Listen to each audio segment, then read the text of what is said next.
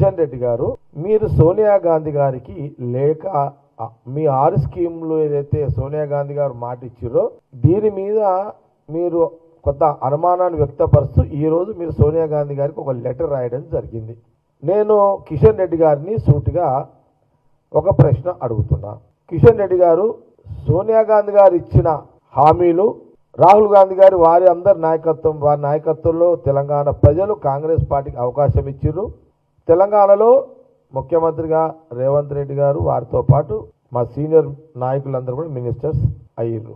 ఇక్కడ మా కాంగ్రెస్ గవర్నమెంట్ ఏం చేస్తుందో నేను చెప్తా, కానీ ఒక ప్రశ్న మీకు అడుగుతున్నా.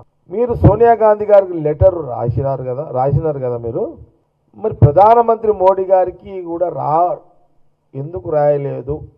ఒక లెటర్ మీరు ప్రధానమంత్రి మోడీ గారికి కూడా ఒక లెటర్ రాసేది ఉండే. ఏం లెటర్ రాయాలి మీరు?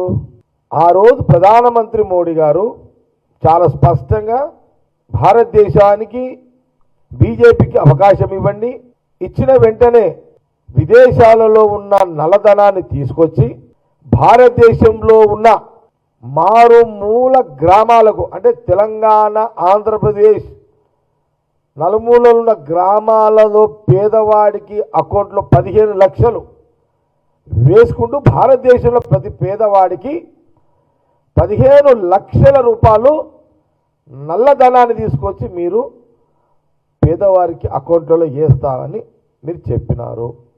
మీ మొదటి వాక్యం అదే ఈ దేశ ప్రజలకు. రెండవది, ప్రతి సంవత్సరము మీరు చదువుకున్న యువతీ యువకులకు సంవత్సరానికి తెలంగాణ, ఆంధ్రప్రదేశ్తో పాటు దేశంలో ఉన్న అన్ని ప్రాంతాలకు ఉన్నటువంటి యువతీ యువకులకు చదువుకున్న వాళ్ళకు సంవత్సరానికి 2 కోట్ల ఉద్యోగాలు మీరు ఇస్తానని ఆ రోజు మోడీ గారు అన్నారు. ఇది 11వ సంవత్సరం 3వసారి ప్రధానమంత్రిగా మీకు అవకాశం దేశ ప్రజలు మీకు ఇచ్చినారు. తెలంగాణలో కూడా 8 ఎంపీ సీట్లు బీజేపీకి ఇచ్చినారు.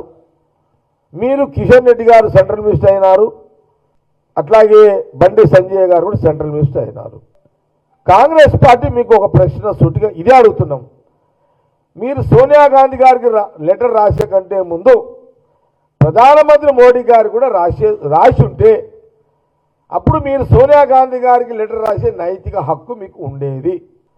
కాబట్టి ముందు మీ లెటర్కి కాంగ్రెస్ పార్టీ వాల్యూ లేదు అని మేము తీవ్రంగా ఖండిస్తున్నాం. మీ యొక్క లెటర్కి వాల్యూ, కిషన్ రెడ్డి గారి లెటర్ సోనియా గాంధీకి మీరు రాశారు కదా, మీ లెటర్కి విలువ లేదు, వాల్యూ లేదు, నైతికంగా మీకు హక్కు లేదు. ఎందుకంటే మీరు ప్రధానమంత్రి గారిని ఆ 15 లక్షల నల్లధనాన్ని తెచ్చి పేదవాళ్ళకి వేసి ఉంటే ఈరోజు మీరు తెలంగాణ, ఆంధ్రప్రదేశ్తో పాటు దేశంలో హీరోలుగా ఉండేవాళ్ళు. కానీ మీరు ఈరోజు తెలంగాణ, ఆంధ్రప్రదేశ్లో బీజేపీ మోడీ గారు 0 మాటలు నిలబెట్టుకోలేనందుకు. కాబట్టి బీజేపీ కిషన్ రెడ్డి గారికి, బీజేపీ పార్టీకి, బీజేపీ గవర్నమెంట్కి నైతికంగా అడిగే హక్కు లేదు అని కాంగ్రెస్ పార్టీ స్పష్టంగా తెలియజేస్తుంది. ఇది తెలంగాణ ప్రజలు, ఆంధ్రప్రదేశ్ ప్రజలు గమనించండి, ప్రధానంగా తెలంగాణ ప్రజలు గమనించండి. ఇది జవాబు మాది. ఇక కొంత మాకు 2 సంవత్సరాలు అయింది, డిసెంబర్కి 2 సంవత్సరాలు అయింది. ముఖ్యమంత్రిగా రేవంత్ రెడ్డి గారు, కాంగ్రెస్ గవర్నమెంట్, అన్ని శాఖలకు సంబంధించిన మినిస్టర్స్ చాలా సందర్భాల్లో చెప్పిన నేను. మహాలక్ష్మి పథకము, అందులో 2500 ఉంది, 500కే గ్యాస్ సిలిండర్ అని ఉంది, ఆర్టీసీ బస్సు ఉచిత ప్రయాణం అని ఉంది. ఇది ప్రజలు గమనించాలి. 500 సోనియా గాంధీ గారు చెప్పిన మహాలక్ష్మి పథకంలో ఆర్టీసీ బస్సు ఉచిత ప్రయాణము, ఈ పాటికి బస్సు ఎక్కే ప్రతి మహిళ బహుశా ఒకరు 20 సార్లు, 30 సార్లు, 50 సార్లు, 100 సార్లు, 200 సార్లు కూడా ఎక్కేవాళ్ళు అవసరాన్ని బట్టి ప్రయాణం చేసి ఉంటారు అని మనం ఒక అంచనా వేయగలుగుతాం, చేసుకోవచ్చు. ఉచిత ఆర్టీసీ బస్సు స్టార్ట్ అయిపోయింది. ఇప్పుడు 500కే గ్యాస్ సిలిండర్ స్టార్ట్ అయింది. 500కే గ్యాస్ సిలిండర్ స్టార్ట్ అయింది. ఇక మాకు మిగిలే ఉంది ఒకటి 2500 రూపాయలు ఇచ్చేది ఉంది. దానికి ముఖ్యమంత్రి రేవంత్ రెడ్డి గారు, మా క్యాబినెట్ మినిస్టర్లు డబ్బు సమకూర్చుకునే కార్యక్రమంలో ఉన్నారు. అది ఆ కార్యక్రమం ఉన్నది. ఒకటే మాకు బ్యాలెన్స్ ఉంది, ఇప్పుడు వేయాల్సింది ఉంది. మహాలక్ష్మిలో 2 అయినాయి, 1 చేయాలి ఇప్పుడు. అట్లాగే రైతు భరోసా సబ్జెక్టు ముందు 2 లక్షల రైతు రుణమాఫీ అయిపోయింది. 2 లక్షల రూపాయలకు సంబంధించిన రైతు రుణమాఫీ అయిపోయింది. దాంట్లో 2 లక్షల కంటే ఎక్కువ ఉన్న వాళ్ళకు కొందరు కాలేవని ఒకటి చర్చ జరుగుతుంది. దాని మీద మళ్ళీ నేను మాట్లాడతాను సందర్భం వచ్చినప్పుడు. వరి పంటకు 500 బోనస్ స్టార్ట్ అయింది, ఆల్రెడీ ఇస్తున్నాం. కిషన్ రెడ్డి గారు గమనించాలి, 500 రూపాయలు వరికి బోనస్ ఆల్రెడీ ఇస్తున్నాము. వ్యవసాయ కూలీలకు 12,000 రూపాయలు అది కూడా ప్రాసెస్లో ఉంది. కౌలు రైతులకు ఎకరానికి అంటే అది మొత్తం కూడా గుర్తించే అంటే అధికారులు ఎంతమంది ఉన్నారు ఏంది దానికి సంబంధించి ఒక ప్రక్రియ నడుస్తుంది.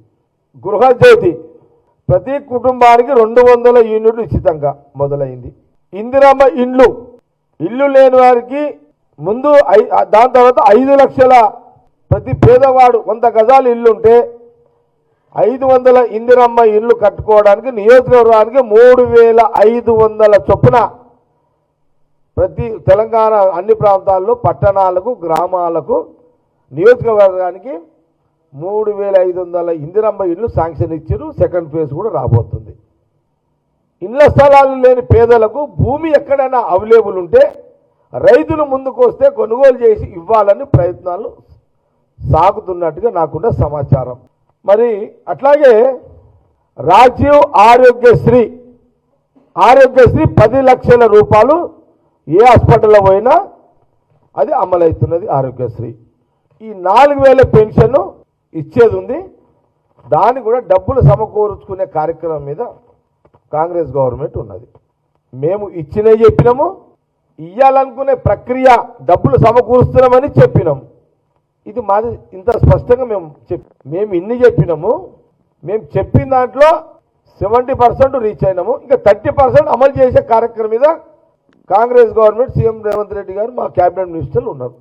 సన్న బియ్యం ఇస్తున్నాము, రేషన్ కార్డులు ఇచ్చినాము, సన్న బియ్యం ఇస్తున్నాము, రేషన్ కార్డులు కూడా ఇస్తున్నాము. ఈ మాట కూడా చెప్పడం జరిగింది, ఇది కూడా ఇస్తున్నాము.